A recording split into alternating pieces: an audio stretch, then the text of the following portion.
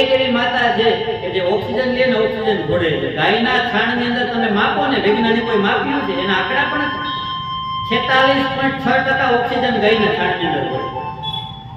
સ્વસ્થ સાવ વાતાવરણ હોય, આપણે ગામની અંદર જાય એટલે કહીએ કે અહીંયા સાવ પ્રદૂષણ નથી, આવું સ્વસ્થ વાતાવરણ હોય ને ત્યાં પણ 21% જ ઓક્સિજન હોય. મોટા મોટા સિટીઓ હોય ત્યાં પોલ્યુશન વધારે હોય, ત્યાં 12 થી 13% જેટલું અથવા વધીને 16 થી 17% જેટલું જ ઓક્સિજન મળે સિટીની અંદર. પણ ધન્ય છે ગાય માતા, કે સૌથી વધારે ઓક્સિજન આપે છે એના છાણની અંદર. એટલા માટે ચીનની અંદર આ સિલિન્ડરો ભરીને વેચવામાં આવે છે. જો તો કરી, અને આપણે અહીંયા એમને પડ્યું હોય તોય પગ કચરાઈ જાય તોય આપણે ધોવા માંડીએ, ચાલ્યા જાય, અને આપણને એમ થઈ જાય કે ઓહો સી વાળું થઈ ગયું છે. ધિક્કાર છે આપણને. દિક્તમના પશુ સમમ ભૂમિભાર રૂપમેવમ. તાજું ગાયનું છાણ હોય ને, તાજું ગાયનું છાણ, એમાં 23% ઓક્સિજન હોય, અને એ છાણ જ્યારે સુકાઈ જાય, આપણે એટલા માટે છાણ ભેગા કરીને રાખીએ. નાનપણનું નાળું ને શિયાળાનું છાણું એમ કહેવામાં આવે. ગાયના છાણા ભેગા કરીને રાખીએ, કારણ કે એ તાજા છાણામાં 23% ઓક્સિજન હોય, સુકાઈ જાય ને પછી એમાં 29% ઓક્સિજન આવે છે. એ જ છાણાને જ્યારે ભસ્મ કરવા બાળો સળગાવવામાં આવે ત્યારે એમાં 38% ઓક્સિજન મળી જાય. અને એની જે રાખ હોય એ રાખ તમે હાથમાં લઈને જો ને માપો એટલે એમાં 46.6% ઓક્સિજન દેખાય. આ ગાયના છાણનો મહિમા છે ખાલી. તો ગાયનો કેટલો મહિમા છે તો તમે વિચારો. ગમે એવા ચર્મરોગ જ્યાં હોય 3 થી 4 દિવસે આ ગાયનો છાણ છે એ શરીરમાં લેપ કરવાનો, 10 મિનિટ માટે રાખવાનો. થોડાક મહિને તમે આ પ્રયોગ કરો એટલે તમારો ચર્મરોગ વયો જાય. ડેન્ગ્યુ, મલેરિયા થયા હોય, એવી બીમારી થઈ હોય, સુકાયેલા છાણાનો ખાલી તમે ના લેવા માંડો, એ ગંધ લેવાથી દૂર થઈ જાય એવા રોગો. ગાયના છાણને સૂકવી એને રાખી દઈએ અને એમાંથી એક ચમચી આપણે પાણી સાથે રોજ સાંજે આપણે લઈએ ને તો આપણા પેટના કૃમિ આદિ બધા જે બીમારીઓ છે એ પેટની બીમારીઓ વહી જાય. ગૌ માતા સૌથી વધારે પોઝિટિવ ઉર્જા આપે, એનર્જી આપે છે. ક્યારેક ગાયની બાજુમાં ઊભીને તો જોજો, ભેંસની બાજુમાં ઊભી રહીને જોજો અને ગાયની બાજુમાં ઊભા રહીને જોજો, બેયના એ ઉર્જાઓની અંદર આપણને ફેર પડી જાય. છતાંય અત્યારે ગૌ કતલમાં જાય છે, બધું બંધ કરાવવું જોઈએ. આપણે એ તલવાર લઈને એની સામે લડવાની કાંઈ જરૂર નથી. આપણે પરિવાર લઈને બેઠા છીએ, પણ ખાલી ફોન નંબર તો રાખતા આવડે ને, મોબાઈલમાં ગાયને લઈને જતા હોય તો ખાલી એ ગૌ રક્ષા દળને ફોન તો કરી શકે, તો પણ ગાય બચી જાય. અને આ જ બધી ગાયો કતલખાનામાં જાય અને પછી ખુલ્લે આમ એના વેપારો કરવામાં આવે છે. તમે જોવો તો ખરા, એક કતલખાનાની અંદર એક ગાય કપાય એટલે એક કસાઈને 10 થી 15 લાખ રૂપિયાની કિંમત મળે છે. ગાય 1 કિલો ગાયના માંસને ધોવામાં આવે, એને વેચવું એટલે ધોવું પડે. 1 કિલો ગાયના માંસને ધોવામાં આવે કેવી રીતે? 16,000 લીટર પાણી વાપરે ને ત્યારે 1 કિલો ગાયનું માંસ ધોવાય. અને એ 1 કિલો ગાયનું માંસ 10 થી 12,000 ના ભાવમાં ગામમાં વેચાય, જે જગ્યાએ એને વાપરવામાં આવતું હોય ત્યાં. એટલા માટે ગૌ કતલમાં વધારે જાય છે. 450 ડિગ્રી ઉકળતા પાણીમાં આપણા દેશના જીવિત વાછરડાઓને ગોળવામાં આવે છે. આવી પીડાઓ આપણી અંદર થાય ત્યારે આપણને ખબર પડે કેવી પીડાઓ થાય. અને આવી રીતના એના વધ કરી અને પછી જાણો છો કે ફરી આપણી પાસે જ આવે છે.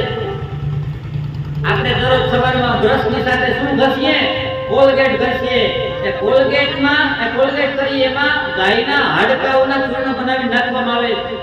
આપણે ચા પીએ એ જો એ પ્રકારની ચાનો આપણે ઉપયોગ કરતા હોય, શુદ્ધ ન હોય તો એમાં ગાયનું લોહી છાંટવામાં આવે છે. લક્ષ લાઈફ કોઈ સાબુ વાપરીએ આપણે એ બધા ગાયની ચરબીઓ મિલાવવામાં આવે છે એમાં, છતાંય આપણે બધા વાપરીએ. આમાં એટલું આવે લાઈફ કોઈ છે નાઓ અને તંદુરસ્ત રહો. આપણી ગાયને આપણે બચાવવાની કેવી રીતે બચાવીએ? તો કાંઈ કરવાની જરૂર નથી. ગૌ માતાને બધું વાપરવા માંડો, ગાયનું દૂધ પીવાનું ચાલુ કરી દઈએ, પંચગવ્યથી બનાવેલી બધી વસ્તુઓ ગ્રહણ કરવા લાગીએ. ગાયની બધી બનાવેલી વસ્તુઓ આપણે ગ્રહણ કરવા લાગશું ને એટલે આપોઆપ માર્કેટમાં ગાયની મહત્વ વધી જાય છે. બધાય માગશે ભાઈ ગાયનું દૂધ જોઈએ છે, ગાયનું દૂધ જોઈએ છે. ગાયો ક્યાં છે? તરત ગાયોને ગોતો, વ્યવસ્થિત રાખવામાં આવે અને કંઈક તાજું નીણ નાખવામાં આવે. ગાયનું દૂધ અત્યારે બધા વધારે માંગે. ગૌ માતાનું બધું વાપરવાનું ચાલુ કરશો એટલે ગાયોની મહત્વતા બધાને ખબર પડશે અને આ બધા જ વેપારની અંદર ગાયો પ્રમુખ બનશે અને સાચવવામાં આવશે. તો પછી ક્યાંય કતલખાનામાં નહીં જાય, રોડ ઉપર રખડે છે ને એટલા માટે કતલખાનામાં જાય. આ બધો ગૌ માતાનો મહિમા છે. રોડ ઉપર આપણે જેમ ભાવે એમ ગાયો બધી દેખાય આપણને. કતલખાનામાં કેટલી બધી ગાયો જાય છે. શા માટે જાય છે જાણો? એને વેચી નાખવામાં આવે છે, એને તગડી નાખવામાં આવે છે. શા માટે? તો કે દૂધ નથી દેતી ગાય, બિચારીએ દૂધ દેવાનું બંધ કરી દીધું ને આપણે એને રોડ પૂજે દાવા દીધી છે, ઢોર બનાવી નાખી છે. શરમ આવી જોઈએ આપણને. અરે દૂધ તો તારા જન્મ થયા પછી તું મોટો થયો એટલે તારી માં પણ નથી દેતી, તું તારી માને પણ વેચી નાખી, ઢોર બનાવી દેશે. તો શા માટે ગૌ માતાને આપણે એનું વહન કરવું જોઈએ? કેટલા વર્ષો એની આપણને સાચવ્યા. હવે આપણી ફરજ આવે છે, નૈતિક ફરજ કે આપણે એ માને સાચવવી જોઈએ. દેવી દેવતાઓ પણ ગાયનો મહિમા બતાવે છે. ભગવાન કૃષ્ણએ ગાય ચરાવવાનું ચાલુ કર્યું હોય તો ગોપાષ્ટમીથી ચાલુ કર્યું. શ્રી રામ ભગવાન જંગલમાં ગયા એ વનવાસમાં, એ પહેલા ત્રીજા જ્ઞાનના બ્રાહ્મણને ગૌદાન કરીને ગયા.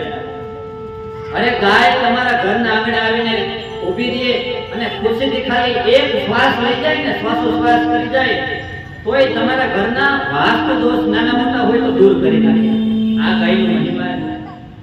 પણ આપણે તો શું કરીએ, ગાય આવે એટલે તરત જ લાકડી મારીએ અને જ્યારે જરૂર પડે તે પાછળ ગાય ગોતવા જાય.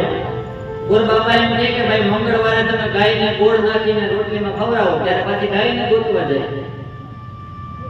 સવારે ગોળ નાખીને રોટલી દીધી હોય ને સાંજે એ જ ગાય આવે એટલે લાકડી મારે. જરૂર છે ત્યાં સુધી તો પછી આપણે સ્વાર્થી કહેવાય જાય. વિપ્ર દેવ સુરસંત હિત લીનહમનું અવતાર. ભગવાન અવતાર શેના માટે લે? એમાં સૌથી પહેલા કીધું વિપ્ર ધેનુ, બ્રાહ્મણો માટે અવતાર લે છે કારણ કે ધર્મને ટકાવ્યો છે. અને બીજું ધેનુ યાની કે ગાય માટે ભગવાન અવતાર લે છે.